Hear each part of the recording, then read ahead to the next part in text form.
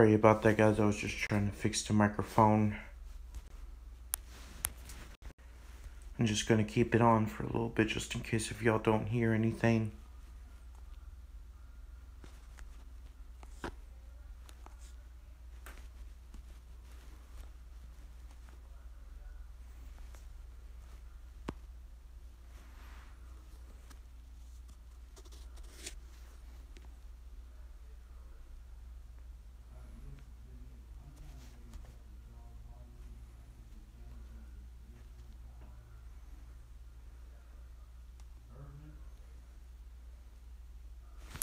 Let's see if I can do this again. So I almost made top notch on this one.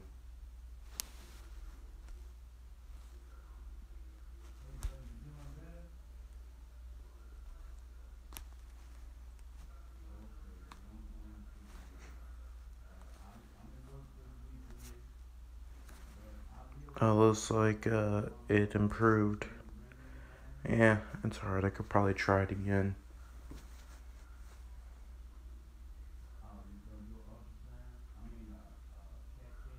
Here's a tip for you guys. Usually if you do for a qualifying, the best way is do it at the last minute, because that could at least give you some time to watch what they're doing, and also probably the best time to beat. So maybe try that once you're racing in a qualifier event.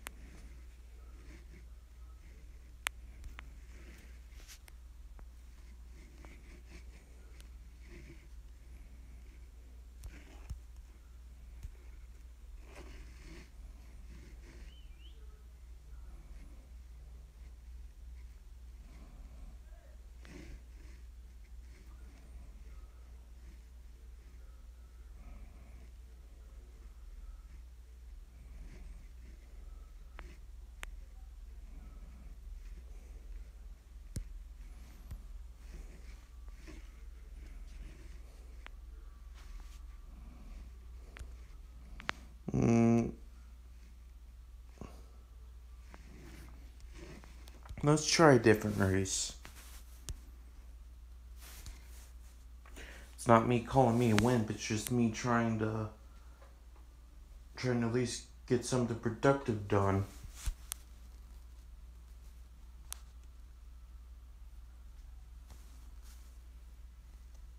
Let's see what's going on in the leagues.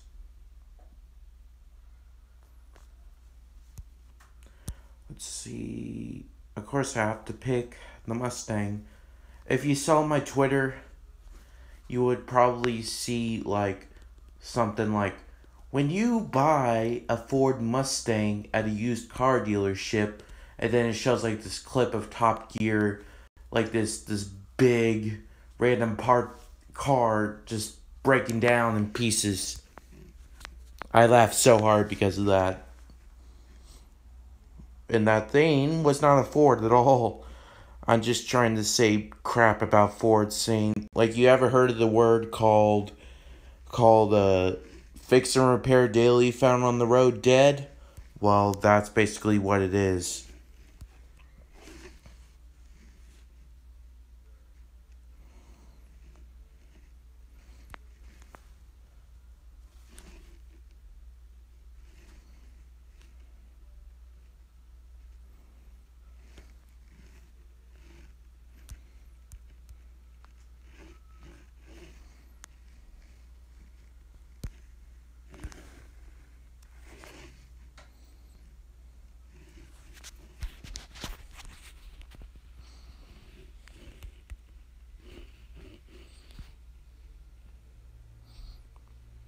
That's it.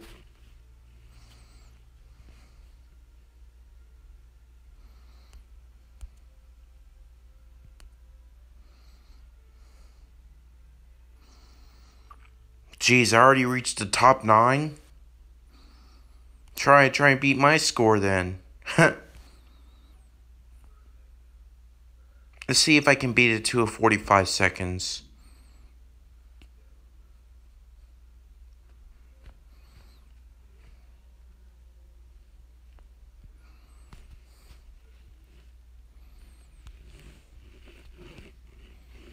This is more like a mountain pass race, so I think I should at least stay at 120.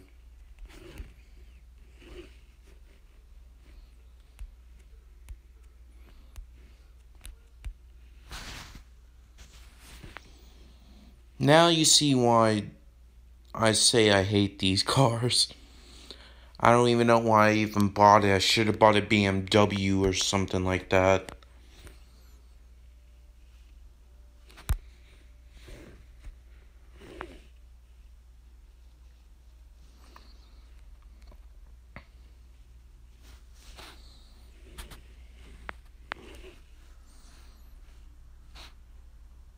I think I did worse on that.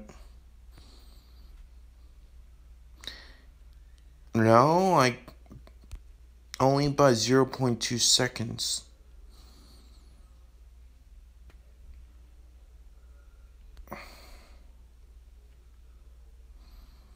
But I'm still like...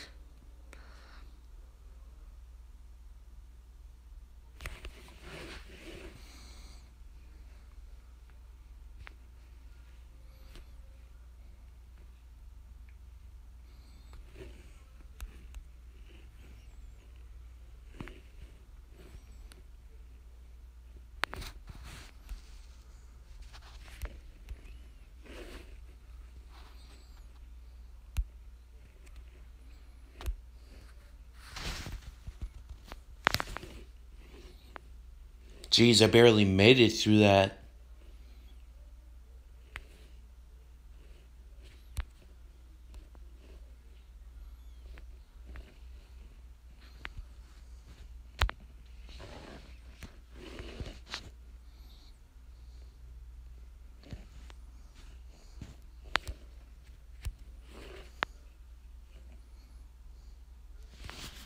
Yeah, that was way better.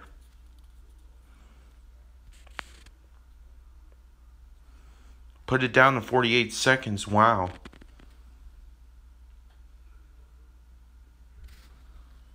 I guess let's go ahead and repair this car since it needs it.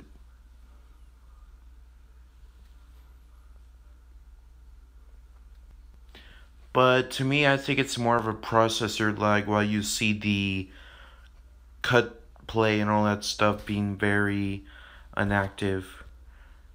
But it is a possibility to fix it. I might be thinking of getting a gaming tablet anyways. What kind of gaming tablet do you think I should get? Let me know in the comment section below.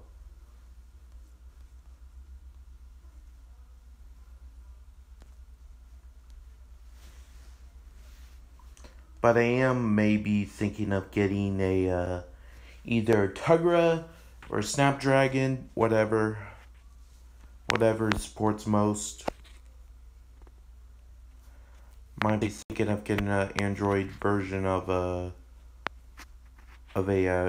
Tegra, since that's what the Nintendo Switch uses. That's basically what I like about the Nintendo Switch. I got a Nintendo Switch for Christmas, and I love that thing, how it looks, the graphics, everything on it. The Tegra looks completely awesome. It can keep up with everything. It is just something that you should not get rid of in a heartbeat, unless if you get some really good games for it. Which actually, the Nintendo Switch has a version of this game called Gear Club Unlimited, but it's only available in the eShop and you have to pay for it.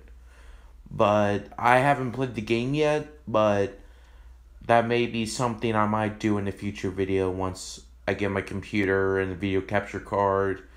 And I also have to make sure that Nintendo's not going to copyright claim my video because due to I'm playing one of Nintendo's games or whatever. I think people never really had an issue with Nintendo. It just the only issue they had with Nintendo was just sound production and stuff like that. I think they could really care less about what the picture was, but which is kind of dumb. But it is very difficult. I've seen lots of people even going on strike against Nintendo to actually to give up the copyright stuff. Really, I think YouTube should not be doing copywriting sensation at all and demonetizing our videos, because what's even the point of YouTube if, because from YouTube's beginning everybody started off as getting money from YouTube, being famous. That's basically what it's all about. Now it's about advertisements and stuff like that. I don't even think PewDiePie even does gaming stuff anymore. I can't really remember. It's been a very long time since I watched his videos, but almost everybody else has been saying it too, like Samination, uh, whatever big gaming streamers that you do. They always have issue with copyright claims because of due to that, but except for PewDiePie, I never see him get copyright claim, but I'm pretty sure he does. It just he uses Patreon, which I have a Patreon as well, so maybe help me out on my Patreon and I would really appreciate that. But anyways, now the car is done. Now we'll go ahead and get back into the race, because I was very close to beating it. I just have to figure out the braking, because it says 28 meters, which is still a lot, but even so, I got some rewinds for it because of that achievement, so I think that should really help out in the long end. Because I'm going to try to at least get a very good amount of money and upgrade this Mustang a little bit more, because I have no issue with Mustangs. It's just how they're very unreliable and their handling sucks from the beginning. That's why nobody chooses a Mustang as their beginner racer car unless if they're doing drag strips or whatever. But if you're doing like drifting or autocross race, that's one of the bad choices. Unless you like gain, then it's not going. Then it's completely useless just upgrading the Mustang to make it go around and drift. There's lots of things that Mustang doesn't usually add in. Like, for example, if you ever heard of Chris Fix, I do watch videos, even though I do not have a car officially. But I still watch videos because they're very exciting and very popular. When we started off YouTube a couple of years ago, fixing this car, but he also did a video celebration last year of building a drift car. He asked everybody that he wanted to say, hey, what kind of car do you think I should get? Lots of people choose the Mustang, which I don't know why. I guess just more American muscle, I guess. But he picked out a 1995 Mustang from a donation thing, and it goes to charity. But yeah, he got that Mustang for less. It didn't work to start, but he replaced a couple of things. He made a couple of tuning arrangements. And if you check out Chris Fix's channel, he made a lot of improvement on the drift build. It's not completely yet, but I totally see Chris Fix of completely and maybe become pro. But it's not only the car, how he handles it, and handles it pretty well. Yeah, sure, everybody first tries to suck at actually doing the drift season for an entire year, how they improve. I'm really impressed with Chris Fix's improvements. Even though I'm not a drifter myself, but playing video games and stuff like that, I know. And even though this is not a complete simulation, I tell you that for a really good fact. But it's just something that it's really hard to do. And it's very hard to do from either video game, depending on their physics, and doing it in real life, which is completely hard to do. So I at least here's also a tip. If you want to know drifting, look for a simulation racing game, like for example Forza or Gran Turismo or stuff like that, and get a steering wheel, like a good one that has force feedback and stuff on it. You will basically be driving a car like very well, and that should actually at least get you through getting. So actually, at least you know like how it feels on the wheel to actually go like oh there's a corner coming up. You press on the brakes or do a heel toe downshift and go swinging your tires. Usually, sometimes if you have force feedback on it, you'll feel the force feedback from it, and you'll just drift. But even so, it's still very hard to do. But for me, I use regular controllers, and here's the thing about me though. When I use a PlayStation or an Xbox or something controller, after when you've been playing controllers for so many years, you actually feel like you're actually know what the physics of the car is going to happen. I'm pretty sure you people might feel that if you played racing games for mostly your entire life. Because I've been playing racing games since Need for Speed Underground when I was 3. And I was very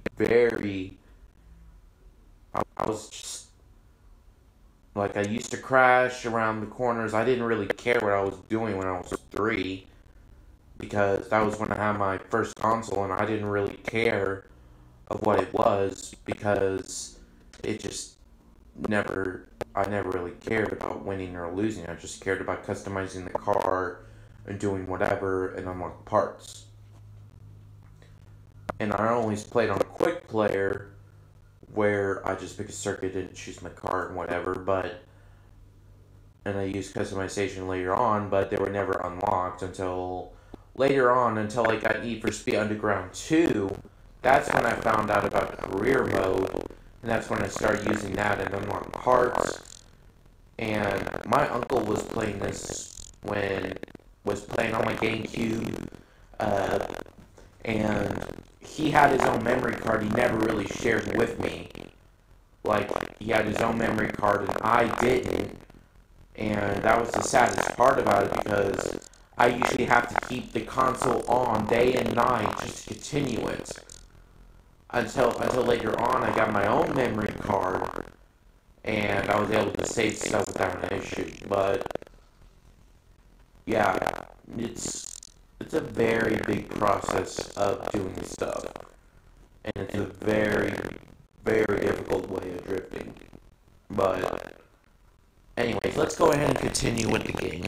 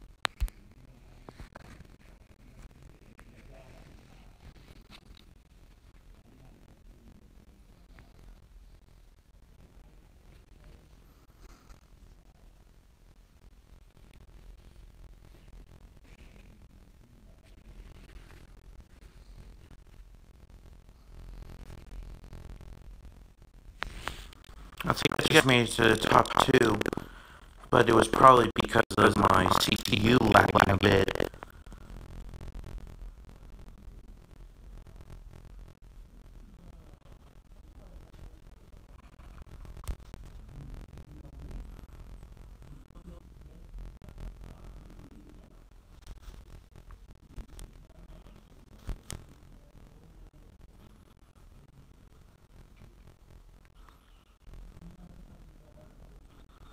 I actually made it to the top 3. So if I just gave out 4596 or something like that, it might work. Uh, so yeah, I'm gonna go ahead and end this video for right the moment, so it can cool off and give it a less lag. But I'll be back here in a little bit. Just keep an eye on, and if you have any Q&As, just bring it to me, and I'll probably check it in a little bit. I'm just gonna take a breather for a minute, and I'll get back right with you. Alright, thanks guys. Takumi, Peace.